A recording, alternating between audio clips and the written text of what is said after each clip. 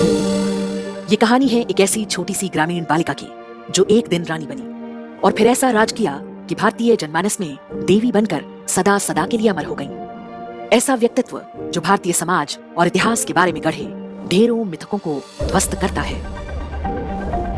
हम उन्हें पुण्य श्लोक देवी अहिल्याबाई के नाम से जानते हैं। पुण्य श्लोक का अर्थ होता है शुभ चरित्र। रानी अहिल्याबाई के पूर्व राजा युधिष्ठिर और राजा नल को पुण्य श्लोक की उपाधि दी गई है। विक्रम संवत 1782 ज्येष्ठ मास के कृष्ण पक्ष की चतुर्थी तदनुसार 31 मई 1725 ईस्वी को अहिल्याबाई का जन्म हुआ था।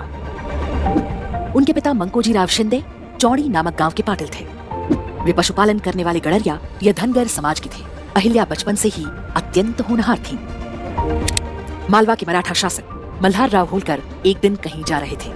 मार्ग में चौड़ी गांव पड़ा तो वहां थोड़ी देर के लिए ठहर गए। वहां उनके कानों में आरती के स्वर पड़े। ग्रामीणों से पूछा कि आरती गा रही ये बच्ची कौन है। उन्हें बताया गया कि उसका नाम अहिल्या है। मल्हार राव बच्ची के दैवीय स्वरों से मंत्रमुग्ध थे। उसी क्षण उन्होंने अपने पुत्र खंडेराव का विवाह अहिल्या के साथ तय कर दिया। इस प्रकार से 12 वर्ष की भोली भाली अहिल्या मालवा की राजवधु अहिल्याबाई होलकर बन गई। राज परिवार ये देखकर आश्चर्यचकित था कि अहिल्या राजकाज से जुड़े जटिल से जटिल कार्यों के हल चुटकियों में निकाल देती थी। उसकी वाणी पर मानो सरस्वती स्वयं वास करती थी। ससुर मल्हार राव ने अपनी बहू को बेटी की तरह प्रश्रय दिया। वर्ष 1754 में कुंभेर के युद्ध में अहिल्याबाई के पति खंडेराव की मृत्यु हो गई। वे सती होना चाहती थीं, लेकिन ससुर मल्हार राव ने समझा बुझाकर उन्हें ऐसा करने से रोका। मल्हार राव ने उन्हें अपने उत्तराधिकारी की तरह तैयार किया। अहिल्याबाई को युद्ध कला का प्रशिक्षण भी दिलाया। इस दौरान उन्होंने कई सैन्य अभियानों का नेतृत्व भी किया। वर्ष 1765 में अफगानिस्तान के अहमद शाह अब्दाली ने पंजाब पर आक्रमण किया। तब मल्हार राव दिल्ली में उसकी सेना से लोहा ले रहे थे। दूसरी ओर अहिल्याबाई ने अपनी घुड़सवार सेना के साथ ग्वालियर के पास गोहद किले पर मराठा ध्वज फहरा दिया। वर्ष 1766 में मल्हार राव का निधन हो गया। इसके बाद पूरा राजकाज अहिल्याबाई के कंधों पर आ गया। उन्होंने अपने पुत्र मालेराव का राज तिलक कराया, लेकिन उनकी भी कुछ ही महीनों में मृत्यु हो गई।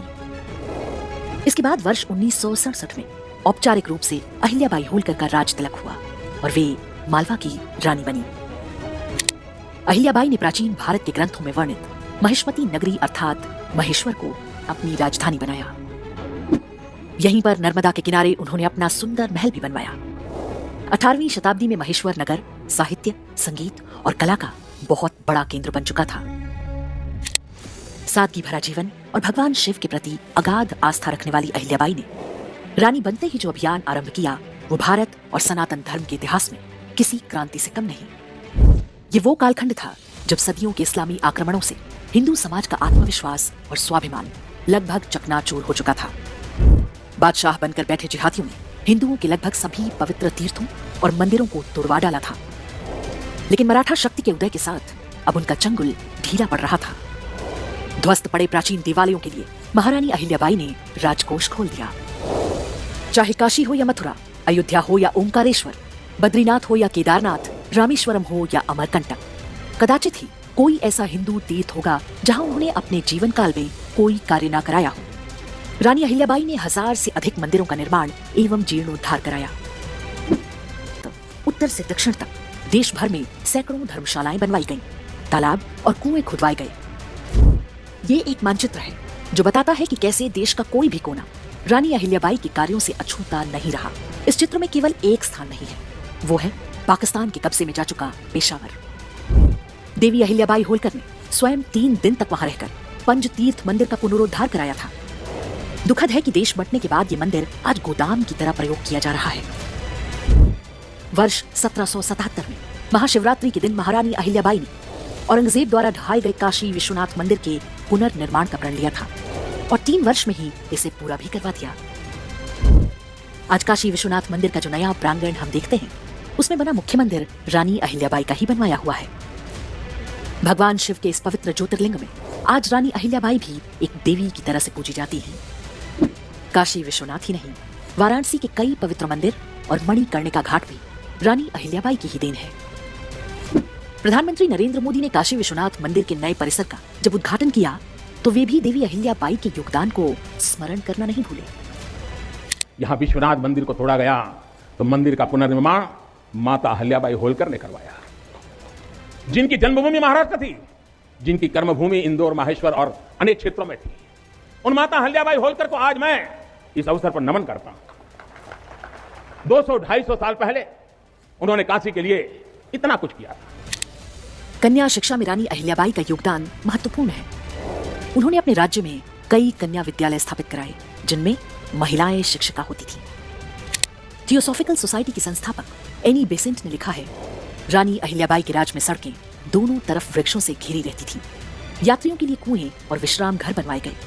निर्धन और बेसहारा लोगों के लिए रानी के द्वार सदैव खुले रहते थे। एक ऐसी शासिका जो पूरे समाज में सम्मानित थी। प्रख्यात स्कॉटिश कवित्री जोआना बेली देवी अहिल्याबाई के व्यक्तित्व से बहुत प्रभावित थी। उन्होंने उनके बारे में एक लंबी कविता लिखी है। इसकी कुछ पंक्तियां हैं। For 30 years her reign of peace, the land in blessing did increase, and she was blessed by every tongue, by stern and gentle, old and young. Yea, even the children at their mother's feet are taught such homely rhyming to repeat. In latter days from Brahma came to rule our land a noble dame. Kind was her heart and bright her fame, and Ahilya was her honored name.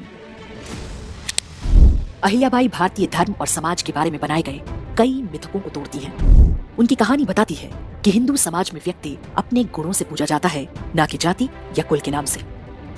Bharatiya Samaj में स्त्री शिक्षा को सदैव से महत्व दिया जाता रहा है। रानी अहिल्याबाई ने अपने जीवन काल में कई युद्ध लड़े। इनमें वे स्वयं अपनी सेना का नेतृत्व किया करती थी। आज से 300 वर्ष पहले भारत के अतिरिक्त किसी अन्य देश में इसकी कल्पना भी नहीं की जा सकती थी। रानी अहिल्याबाई ने ईस्वी वर्ष 1767 से लेकर 1795 तक 28 वर्ष शासन किया। एक महिला जिसे पति, ससुर और पुत्र की मृत्यु के बाद इच्छा ना होते हुए भी शासन संभालना पड़ा, लेकिन एक बार सिंहासन संभाला तो काल के कपाल पर अमिट छाप छोड़ गई। भक्तिभाव ऐसा कि अहिल्याबाई ने अपना राज्य ही भगवान शिव को अर्पित कर दिया था। राजकीय घोषणाओं में भी वे श्री शंकर नाम से हस्ताक्षर करती। धर्म रक्षा और पुनर्स्थापना के छत्रपति शिवाजी के अभियान को सही अर्थों में आगे बढ़ाने वाली रानी अहिल्याबाई ही थी। उनकी कहानी से ये विश्वास प्रबल होता है कि जब तक सृष्टि है, सनातन धर्म का ध्वज कोई झुका नहीं सकेगा।